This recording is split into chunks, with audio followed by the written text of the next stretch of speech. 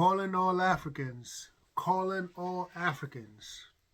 This message is for all the Africans on the continent, all the Africans in America, African Americans. This is for Afro Latinos, Africans in Europe as well, and Africans, Afro Caribbeans. Now, we have a huge, huge problem.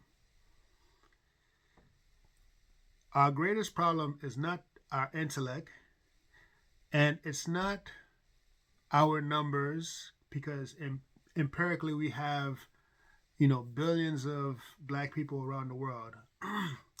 Our problem is not even strength. Our greatest weakness has always been unity. That is our greatest, biggest deficiency, and our greatest weakness is unity. The thing is, I'm going to break it down in a very simple manner, right? The reason we don't have unity is because we don't have trust. The reason why we don't have trust is because we do not have a unified moral philosophy.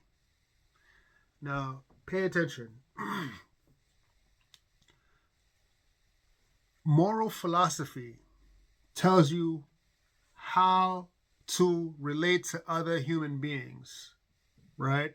Most people think that morality is just a way of understanding what's right and wrong. That's baby, and that's an elementary understanding of morality. Morality is a language. The same way music is a language of sound in relationship to harmony, melody, and rhythm, the same way mathematics is a language of computations, arithmetic, and numbers, morality is a language of behavior, right? So, having this understanding that morality is a way of understanding behavior, our moral philosophies, when we have the same understanding, it creates trust, right? For instance, let's take a basic moral code. I'm going to invent it. Don't spit on somebody's face, right? Or I will not spit in somebody's face. Whatever, however you want to articulate this moral code, right? It doesn't matter how you want to articulate it. But from there, we have a shared understanding of not spitting in people's faces, right? From there, you can trust me because we both agree to this, right? Boom. We agree not to spit in each other's face. This is what creates trust. From trust, then you get unity. From unity, then you get progress. It's that simple. Morality creates trust. Trust creates unity.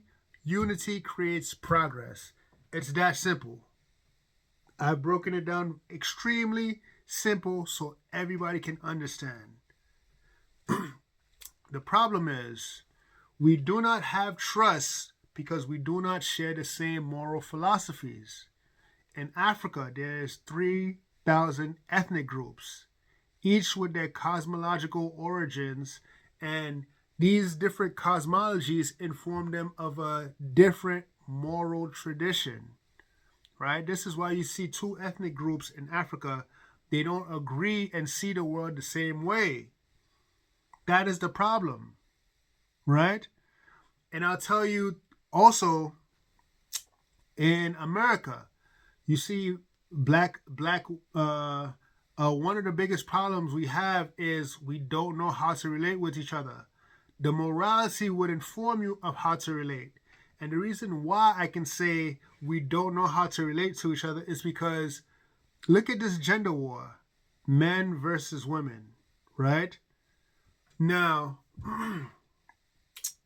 if we had an understanding, a moral philosophy on how, we should conduct our behaviors towards each other, there wouldn't be this issue, right? You wouldn't see men disrespecting women, women disrespecting men, because we're not on the same page. We do not share the same moral philosophy. That's the problem, right? And it's evident in even the diaspora wars, right? We don't know how to relate with each other because everybody has their own understanding and their own versions of morality, their own systems of morality. And that causes confliction, right? And I'll give you a story why morality is a language and why it's important. We all know the story of the Tower of Babel, right? At one point, whether, I don't care if you believe in it or you don't believe in it. That's not the point of this video. The point of this video is to show you the importance of a common language. So, in the Tower of Babel, the whole world had one language. And because they had one language, they were able to create the tower, a massive tower that can reach up to heaven, right? But then the story goes that, God didn't like this tower because they realized that mankind had one language, and because they had one language, they could do whatever they want. This is the progress. Unity creates progress, right? So he said, I'm going to scatter these people. And then as the story goes, everybody had a different language. They couldn't communicate with each other any longer. And because they couldn't communicate with each other any longer, because they each had their own language, the Tower of Babel stopped completely. People stopped building it because how could you communicate with people, right? If one person is speaking Chinese, another is speaking Russian, another is speaking Spanish, another is speaking Zulu, another is speaking Kikuyu, another speaking Haitian Creole, another person English, you can't communicate with each other. You guys don't have the same understanding. You see? So this is why moral philosophy solves this problem. When you have the same moral system or the same moral codes as someone else, mutual understanding naturally flows because there is an expectation and boundaries that needs to be kept, because morality is a language of behavior. You get it? From moral philosophy, we can have trust, right? Because now we can say, okay, this is how I'm going to conduct business with you. This is how I'm going to treat you. Therefore, you and I are considered, we have the same moral language. Therefore, we have the same mutual understanding. Therefore, we could possibly be and unite to become the same people. You see? So, if everybody, I'll give you an example. You wouldn't trust me if I stole your goods. If I went inside your house and I stole whatever it is that I stole, right? You wouldn't trust me, right? Because we have two different moral systems. My moral system says that stealing is good. Your moral system says stealing is wrong, right? So we're not speaking the same language. And this is what's happening in the Black community now. Why we have the diaspora wars, why we have gender wars, why we're divided politically, right? Everybody has their own language, right? Now that we understand that what the problem is, and the solution is very simple, actually. The solution is very simple. We just have to be on the same page. Now, when we say stay on code, what is this code? What is this thing I'm supposed to understand in order for us to operate in a manner that's conducive so progress can naturally flow, right? What is this code, right? Because we don't have any code. We don't have a systemized language that informs us of these moral codes that we need to keep in order for unity to flow. We don't, unfortunately, right? Now, politics is not going to save us. It's not. It's not. Because if politics was going to save us, it would have saved us already. Look at blacks in America. We have Republicans and Democrats. We're divided on that. Politics ain't going to save us. No, because politics has to come from morality, right? Your morals is supposed to create the laws to govern a people. But if you don't have the same moral system, you can't create laws at all, right? So you have a moral philosophy that creates moral codes. These moral codes now can be used as laws and frameworks to govern a people. Now, let's take an example in Africa. Nigeria alone has, I think, 300 or if not more ethnic groups. Each ethnic group has their own moral cosmological system, which informs them of their own moral system. Politics is not going to help because whoever's in charge is just going to promote and uplift their ethnic group, and every other ethnic group gets left in the wayside, or, they can cry out injustice because there's favoritism. This is why politics is not going to help. The people of Nigeria themselves have to create a moral system that start from scratch, because Nigeria is a new country. Yeah, you can tell me about the Yoruba people. You can tell me about the Igbo people. You can tell me about the Ijaw people, the Edo people, You could tell me about, the Hausa people, but you can't tell me about the Nigerian people. What does it mean to be Nigerian? Does Nigeria have a moral philosophy for themselves to govern the people of Nigeria? And then politics can naturally flow. But right now, and this is not exclusive to Nigeria, this is happening all over every country in Africa. First off, you're using a political system that's not unique to Africa. And that's important, right? For instance, I'll give you an example. You're trying to ask a lion, right, the animal lion, you're trying to force a lion to follow the ways of a snow leopard. It's not going to happen. You're trying to ask African people to follow a Western European framework. It's not going to work. The evolutionary pressures that created democracy, the evolutionary pressures plus the climactic realities that forged European philosophies, which in turn developed European political system, is not the same evolutionary pressures and the climactic realities that's facing Africa. The African moral system or the African moral philosophies is supposed to inform them of the type of governance that's best suited for their people.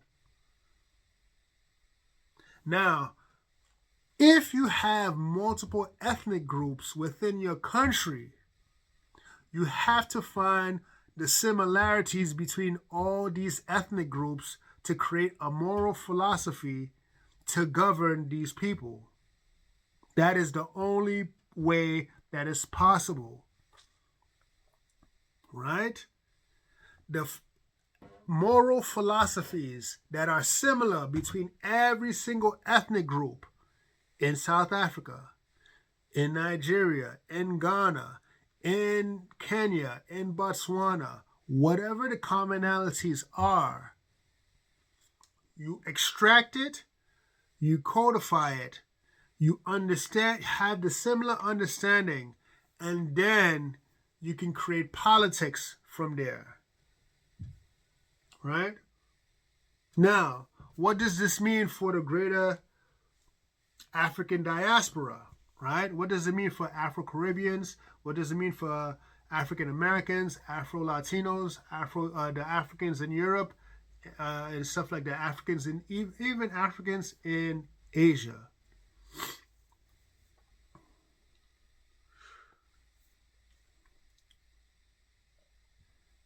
I have been spending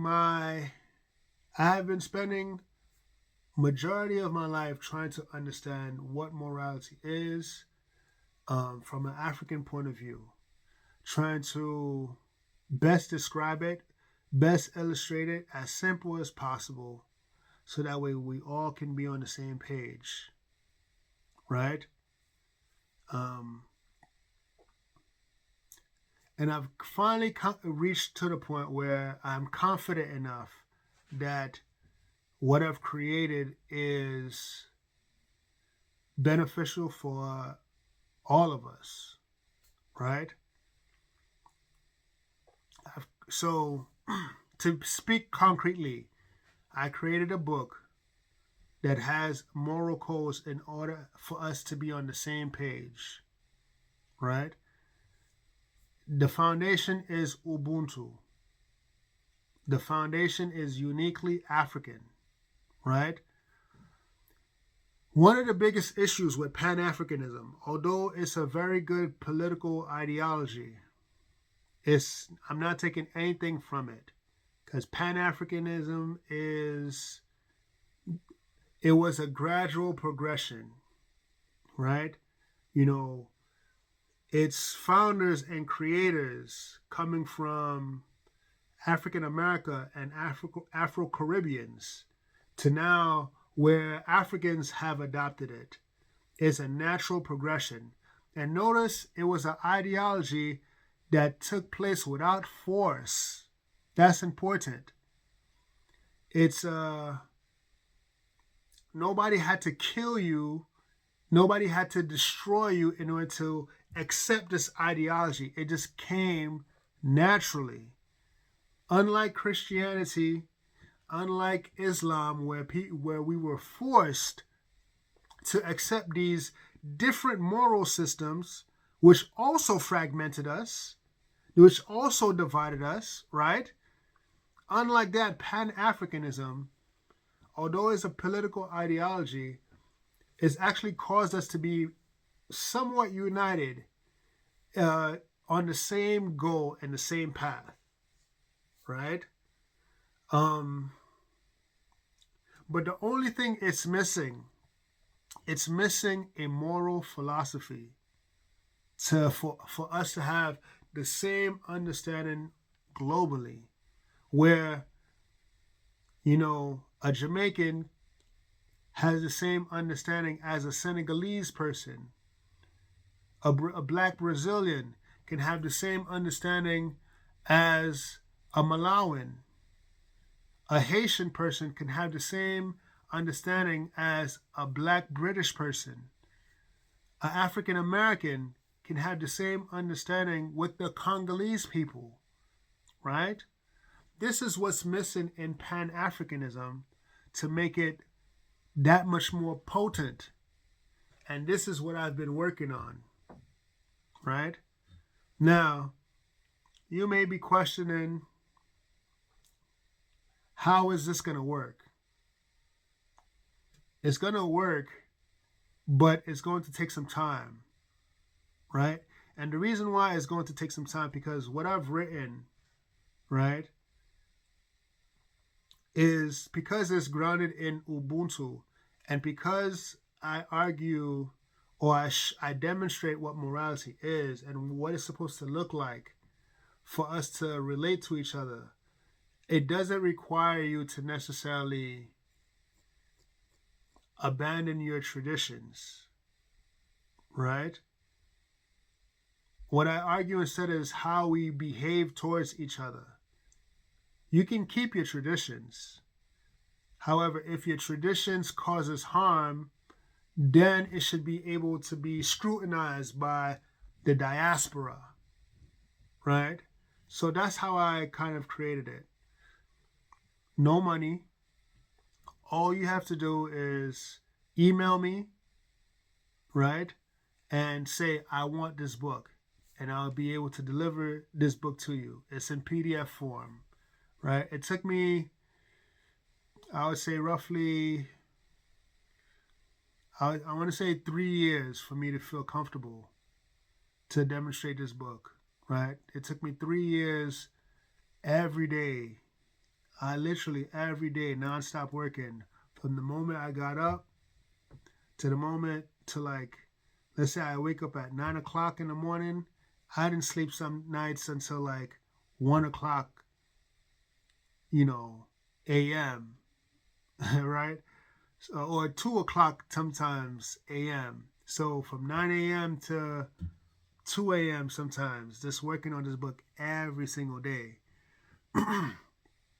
But if you want this book, just email me, right? Say, I want this book, and I'll be able to attach this book and give it to you. But the message is very clear. Without a moral philosophy, there is no trust. Without trust, there is no unity. Without unity, we cannot make progress. And the thing is, we cannot skip any step. The reason why you can't skip any step in this equation is because we're never going to get the progress we actually want. The businesses that were supposed to be created, we'll never have them without skipping. If we skip these steps, the progress that we all desire, from the Americas to Africa to the Caribbean, is never going to be achieved if you try to skip these steps. You need trust. You need unity in order to even think about having progress. But all of that is dependent on the moral philosophies. How do we relate to each other? And this is why morality is not just a language, it's also a science, right? And I'll give you another great example. Martial arts is a science of combat. Each tradition, each martial arts tradition, they inform you how to block, how to evade strikes, how to strike, punch, kick, submission. All of these are sciences, practices that we do every day in order to get better at self-defense. It's the same thing with morality. Morality is a science, right? Certain behaviors are catastrophic for society. Other behaviors are very beneficial for the flourishing of society. The reason why it's a science is because we can see how some actions are just superior to other actions because of the principles of cause and effect. Every action I take, you see a consequence, right? And therefore, you can observe the actual behavior itself to see this behavior is actually beneficial and this behavior is not beneficial, right? And notice I don't even have to argue is morality objective or subjective, because that's the European way of understanding morality. The African way of understanding morality, if you understand it as a language, if you understand it as a science, a practical science, then all of these issues don't plague us. All of this back and forth, what moral system should we follow? What is right? What is good? All of those things are, how would I say it? All of those things are, we don't have to argue about these things, right? And I write down the reasonings for all of it, everything. I write down the reasons and the principles behind every behavior, almost every behavior possible. You see? So I don't want to make this video too long, but if you understand the problem, therefore you can create a solution for it. And I'm hoping my solution stands the test of time. And I'm hoping my solution actually brings the diaspora closer together, because more than ever in 2026, we are extremely, extremely divided. We are so divided, like we cannot relate to each other, and the way we treat each other is horrible. The way we treat each other is horrible, right? And it's evident. It's evident the way we treat each other is horrible, because we wouldn't have all these frictions and divisions, right? If I insulted you or hurt you, you wouldn't trust me. Therefore, unity is lost. We're divided. It's that simple. Because of my behavior or because of your behavior. It is that simple. So, yeah, if you want this book, please email me and you'll get this book. Not only will you get, the African moral system, but you'll also understand the African governance and economic structure as well. All right?